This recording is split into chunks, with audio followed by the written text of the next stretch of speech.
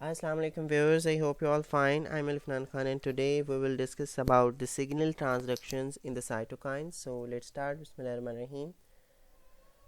Signal transduction in the cytokines. Cytokines are hydrophilic, bind to receptors on the cell surface. कि cytokines जो है वो hydrophilic होते हैं क्योंकि हमने कहा था कि ये प्रोटीन्स और पेप्टाइड्स हैं और ये बाइंड करते हैं रिसेप्टर पे ऑन द सेल सरफेस। इसके अलावा in contrast to insulin and growth factors कुछ साइटोकाइन रिसेप्टर्स ऐसे भी हैं विद अ फ्यू एक्सेप्शंस जिनमें कोई tyrosine have no tyrosine kinase activity कि उनमें कोई टायरोसिन काइनेज एक्टिविटी नहीं होती। अब इसमें जो स्टेप्स हैं वो क्या होते हैं? बेसिक स्टेप्स आफ्टर बाइंडिंग, जब साइटोकाइन जो है वो बाइंड करते हैं तो they associate with one another to form homodimers. तो ये एक दूसरे के साथ एसोसिएट करके होमोडाइमर्स बनाते हैं, फिर join together with other signal transductions proteins STPs to form dimers. फिर नेक्स्ट ये अदर सिग्नल ट्रांसडक्शंस प्रोटीन्स के साथ ज्वाइन करके डाइमर्स बनाते हैं और नेक्स्ट प्रमोट करते हैं डाइमराइजेशन ऑफ अदर एसटीपीज। नेक्स्ट जो क्लास वन साइटोकाइन रिसेप्टर्स हैं वो इंटरेक्ट करते हैं 3 एसटीपीज के साथ। वो कौन सी 3 एसटीपीज हैं? GP130, beta C and gamma C. इसके अलावा जो एसटीपीज हैं बेसिकली बाइंड नहीं करती साइटोकाइंस के साथ but conduct the signal to the tyrosine kinases. कि इनका जो मेन फंक्शन है वो सिग्नल को कंडक्ट करना है to tyrosine kinases. Next different cytokines जो है वो can activate the same STP via their receptors. कि जो डिफरेंट साइटोकाइंस हैं वो सेम सिग्नल ट्रांसडक्शन प्रोटीन को एक्टिवेट कर सकते हैं वाया देयर रिसेप्टर, अपने रिसेप्टर के ज़रिए। इट्स मीन कि इनमें एक ओवरलैपिंग बायोलॉजिकल एक्टिविटी प्रेजेंट है। और जो आज हम सिग्नल ट्रांसडक्शंस का एक मैकेनिज़्म डिस्कस करेंगे उसमें हम एक एग्जांपल इंटरल्यूकिन 6 रिसेप्टर की लेंगे जो बाइंड करता है अपने इंटरल्यूकिन 6 रिसेप्टर के साथ और induce the dimerisation of the signal transduction proteins GP130। Next, अब जैसे ही वो हमने कहा था कि साइटोकाइन रिसेप्टर जैसे ही बाइंड करता है तो नेक्स्ट डायमराइजेशन करवाता है।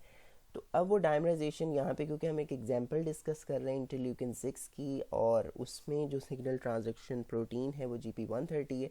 अब ये जैसे ही डायमेरिक होती है तो ये बाइंड कर लेती है साइटोप्लाज्मिक टायरोसिन काइनेजेस को from JAK family, that is Janus kinase with 2 kinase centres, और उसको एक्टिवेट कर देती है। जब जैक काइनेज या जेनस काइनेज जो है वो एक्टिव हो जाता है तो नेक्स्ट वो फास्फोराइलेट करता है साइटोकाइन रिसेप्टर्स को, सिग्नल ट्रांसडक्शन प्रोटीन्स को, इसके अलावा वेरियस साइटोप्लाज्मिक प्रोटीन्स को। नेक्स्ट वो फिर वो उस सिग्नल को जो है वो नेक्स्ट कंडक्ट करती हैं। इसके अलावा कुछ ट्रांसक्रिप्शन फैक्टर्स को like STAT basically signal transducers and activators of transcription है, और ये स्टैट वो प्रोटीन है जिसमें SH2 डोमेन होती है और ये भी फास्फोराइलेट हो जाता है बाय जेनस काइनेज। फास्फोराइलेट होने के बाद ये डायमराइज हो जाता है, डायमर बना लेता है और फिर ये एक्टिव हो जाता है। लेकिन जैसे ही एक्टिव होगा जब तो ये न्यूक्लियस में जाता है और बाइंड करता है to the promoters of the inducible genes along with accessory proteins as transcription factors,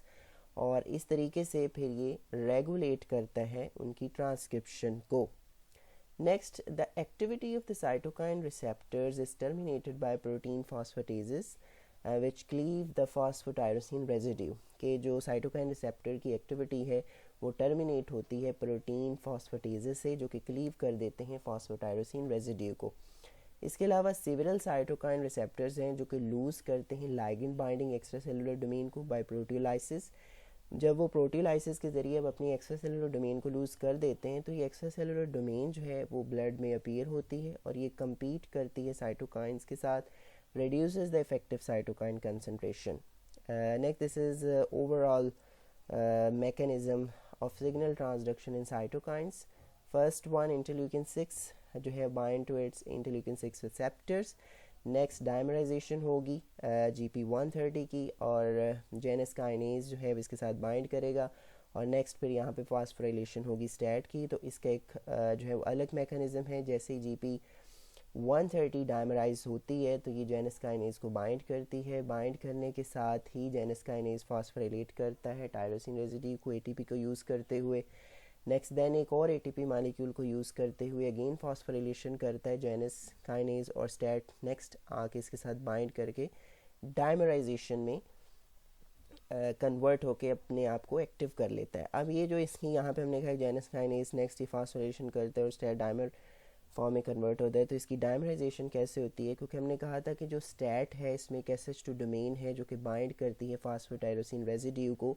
phosphorylation और ये डायमराइजेशन हो रही है, ये स्टैट के डायमर्स हैं, ये 1 और ये 2, और ये जो ग्रीन कलर में है ये बेसिकली फास्फोटायरोसिन रेजिड्यू है। अब ये जब एक्टिव हो गया इट्स मीन डायमर फॉर्म में, तो ये न्यूक्लियस में जाएगा और वहाँ पे जो इंड्यूसिबल जीन्स हैं उनके प्रोमोटर्स के साथ बाइंड करेगा अलॉन्ग विद ट्रांसक्रिप्शन फैक्टर्स। तो नेक्स्ट फिर उन जीन्स की जो है ट्रांसक्रिप्शन को कंट्रोल करेगा। So I hope you get the idea. Thank you so much for watching. अल्लाह हाफिज़।